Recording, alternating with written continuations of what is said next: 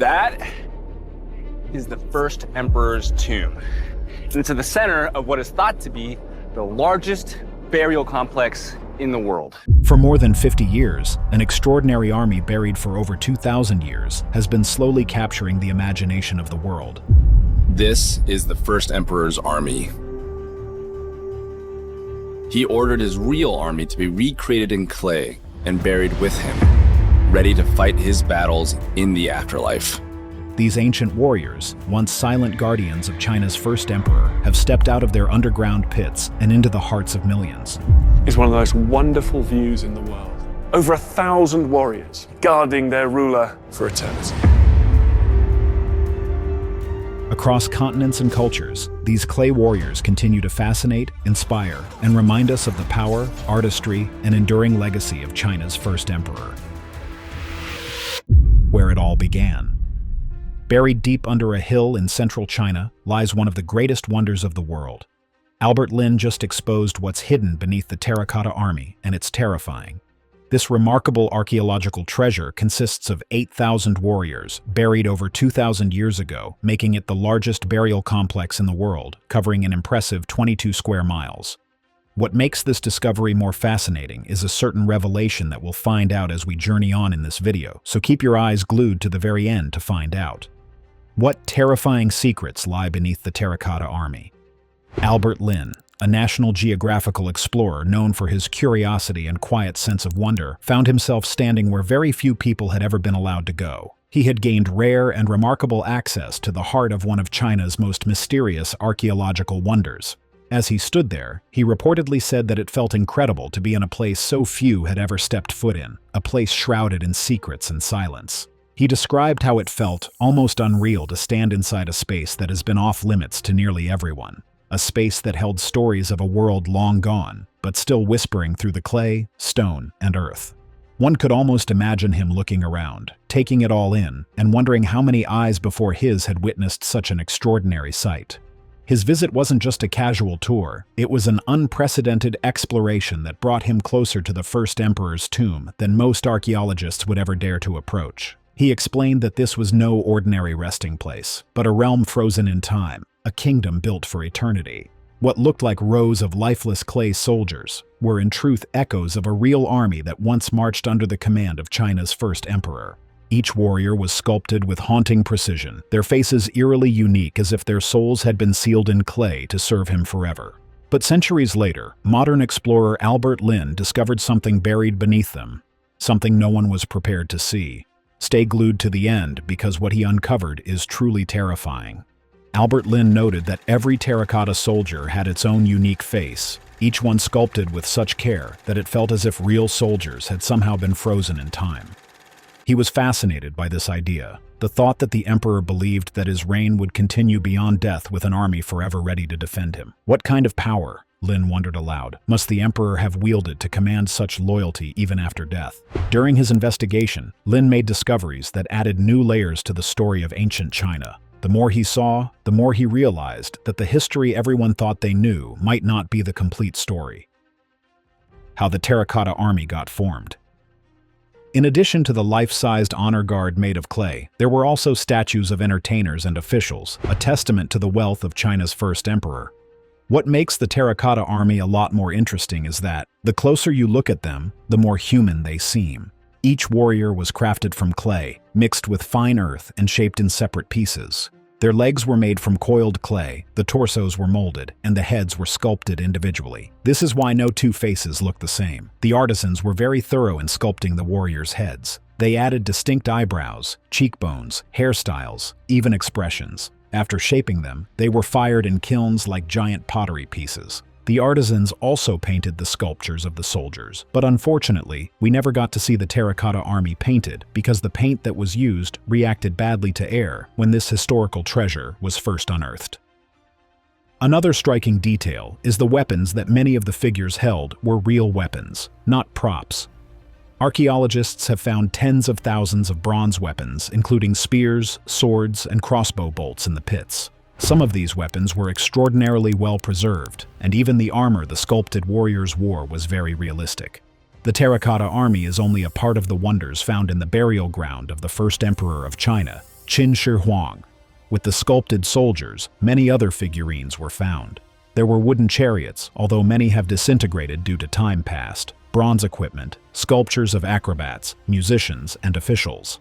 According to historical texts, his tomb included models of palaces, rivers, and even cities. His design supposedly replicated the empire itself in miniature. It is believed that once the figures were complete, they were arranged in the underground pits in strict military formation, archers, cavalry, infantry, and chariots, as if they were preparing for battle. The archaeologists refer to the honor guard as a mausoleum complex. This kind of organization on such a grand scale is simply mind-blowing. Of course, the emperor had his reasons for wanting such an entourage even in death. It was as much a show of power and wealth as it was absolute belief in the concept of the afterlife, life after death. The scale and ambition of the project reflect not only his political power, but his reach.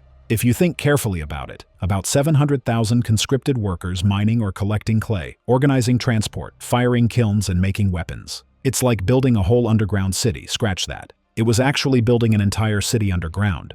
When Qin Shi Huang died, the mausoleum project didn't stop immediately. It continued for some time, but his death forced things to be sealed earlier than maybe planned. According to tradition, some of the artisans who worked on the complex were executed or sealed inside to keep the secrets of the site. Although, this might also be due to how intensely secretive and guarded the emperor's burial was. One of the most haunting parts is that despite all this grand planning, the Terracotta army pits may have been looted or damaged not long after the emperor died. Ancient texts mention fires, and archaeologists have found signs that some of the wooden roofing structures in the pits collapsed or burned. What's really striking, when you step back and imagine it, is the combination of vision, terror, and organization. Qin Shi Huang basically intended to carry his empire into the afterlife, building not a simple tomb, but a complex that mirrored his earthly domain. The production process of the Terracotta army itself shows just how sophisticated and resource-intensive the operation was. Centralized procurement of high-quality clay, assembly line crafting using molds plus hand-finishing mass production of life-size figures, detailed painting with mineral pigments, and the inclusion of real weapons. Today, what remains is both a testament to ancient craftsmanship and to the power of an idea that death didn't end his rule in his mind. The structure of the emperor's tomb. Lynn isn't a traditional archaeologist in the old-school digging sense. His strength comes from combining engineering with exploration. Over the years, National Geographic has funded several of his projects, including his work on Genghis Khan's tomb. His non-invasive techniques like satellite imagery and ground-penetrating radar are what he's used when investigating the Qin Shi Huang mausoleum. When Lynn talks about the first emperor's tomb, he often emphasizes how the Terracotta army is just the beginning. He argues that the tomb complex is far more extensive than many people realize. In his Central China Field Journal, he highlights recent geophysical evidence that suggests the mausoleum is much bigger than previously thought, possibly hundreds of square kilometers. According to him, the site isn't just a tomb, but a protected underground city. Lynn often said that standing among the Terracotta warriors felt almost like being inside the emperor's afterlife army. In various interviews, he points out the organization of the figures: infantry up front, cavalry in the rear, and clear military structure. He also frequently speaks on how the Terracotta army is a reflection of the emperor's power and pride, and his vision of eternity. But it's not just about the army. Lynn was very aware and very respectful of the risks and ethical implications of opening the inner tomb chamber. It's only natural that a mausoleum belonging to one of the most important men China has ever produced would be protected in some way. The idea that the mausoleum is full of booby traps comes from both ancient sources and later speculation. Although it sounds like something out of a movie, there are some real reasons people take the danger seriously. According to Sima Qian, a historian writing about a century after the emperor died, there were mechanical crossbows built into the tomb. The story goes that craftsmen made crossbows and arrows that would fire automatically if someone tried to enter. These were supposedly part of the defensive system, not just for show, but set to shoot any intruders. Then there's the mercury. This is one of the wildest traps. Sima Qian described rivers and seas of quicksilver, that is liquid mercury inside the tomb, made to flow mechanically to mimic real waterways like the Yangtze and Yellow rivers. Why mercury, you might ask? There are two known reasons. Firstly, in ancient China, mercury was linked to immortality, and secondly, from a practical angle, it is terrifying. Mercury is a very toxic substance in whatever form it might take. Modern soil tests around the mausoleum show abnormally high mercury levels. Some legends go even further to say there were quicksand-like sand traps, areas filled with sand that collapsed under a trespasser, burying them alive. There are also stories of turning slates, slabs in the floor that turn, and if someone steps on them, they flip, dumping the intruder onto spikes hidden below. And then there's the sleeping fire biogas, or flammable gases in the tomb corridors that could ignite when disturbed, potentially burning or suffocating anyone who enters. All that said, no one has actually documented or proved these traps in modern archaeological digs. The main reason the tomb hasn't been opened is not just fear of mechanical booby traps, but also the risk posed by the mercury. It might be leaking through cracks, and disturbing the place could release dangerous vapors. Everything about the design reflects Qin Shi Huang's personality and philosophy. He was obsessed with control and order, and that obsession extended even into death. To Lynn, this isn't just a myth. Some of it could be very real, and messing with the tomb might have unpredictable and dangerous consequences. Because of that, he strongly supports non-invasive methods. Rather than digging in recklessly, he and others advocate using radar, muon detection, drones, and remote sensing to look inside without actually disturbing the structure. For Lynn, exploration doesn't have to mean damage. His whole career has been built around that principle, combining technology and respect for the archaeological and cultural context. Another important thing Lynn has said and practiced is that exploration must be done ethically and with humility. The fact that this tomb remains sealed, despite enormous curiosity, shows the weight of responsibility. Every step matters, because what's inside might be irreplaceable. Archaeologists and government officials are rightly cautious, and Lynn tends to support that caution rather than push recklessly for a grand reveal. The Mausoleum Complex. The tomb of Qin Shi Huang, the first Chinese emperor, is not just a tomb, it is a mausoleum complex, and even calling it that doesn't really do it justice. It's more like an entire city, carefully planned, engineered, and built to last for eternity. A city designed not for the living, but for an emperor in the afterlife, to operate and serve him even after death. At the heart of the complex is the central burial mound. The mound itself is enormous, about 76 meters tall, and shaped like a truncated pyramid. Right under it is where the emperor's inner palace is believed to lie, along with his coffin and treasures.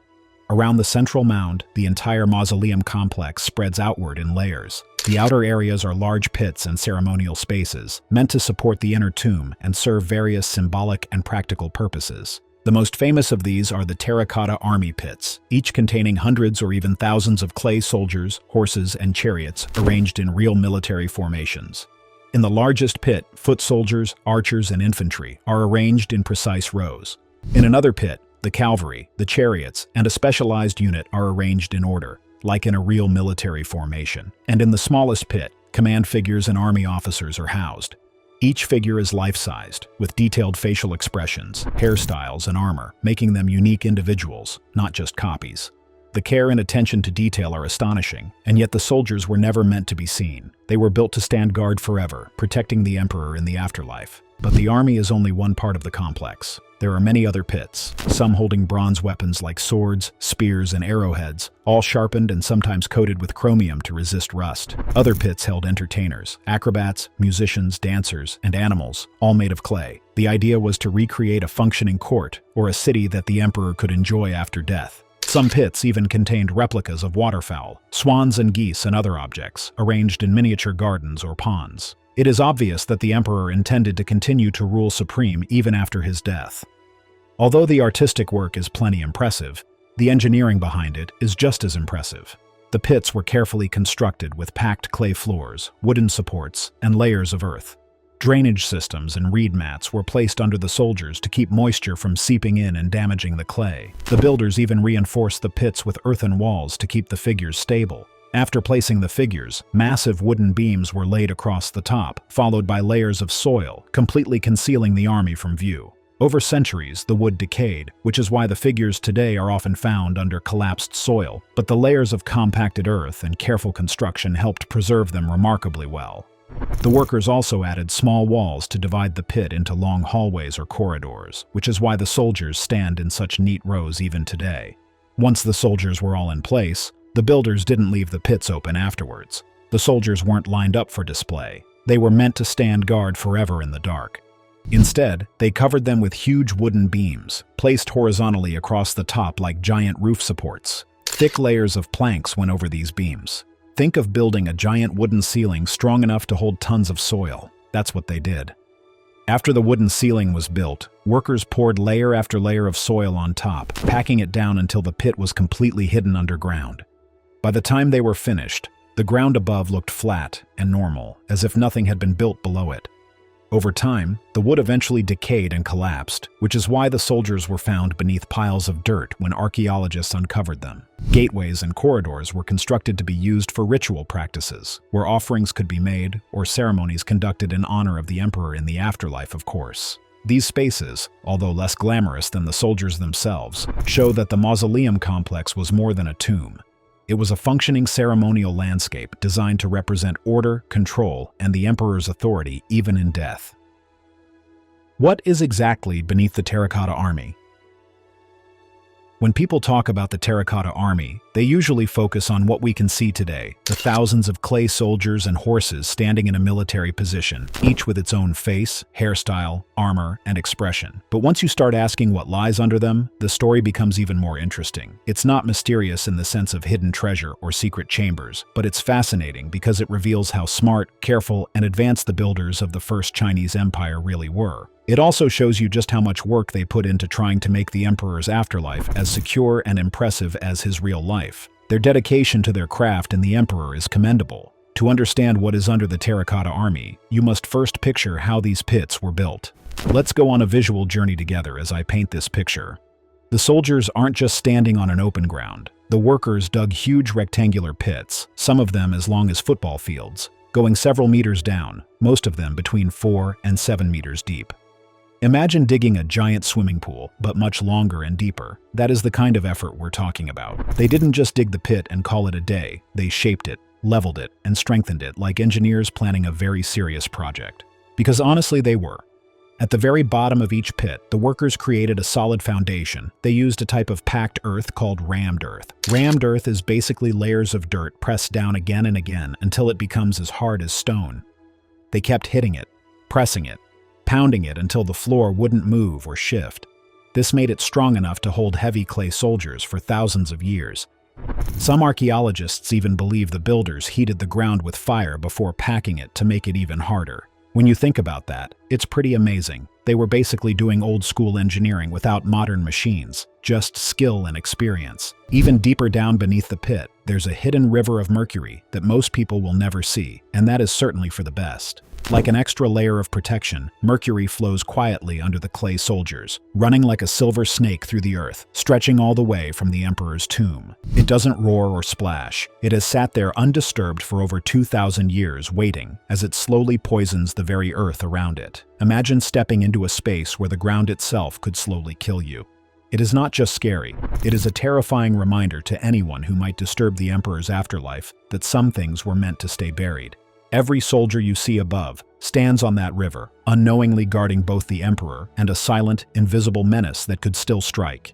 It's like the earth beneath the army is alive, breathing and watching, a perfect, poisonous mirror of the emperor's own control over life and death. Every detail, no matter how small, was meant to last forever, preserving the emperor's presence and reminding anyone who entered that this was a place built with purpose, skill, and vision. Even after more than 2,000 years, it stands as a testament to ambition, artistry, and the human desire to leave a mark on the world that cannot be erased.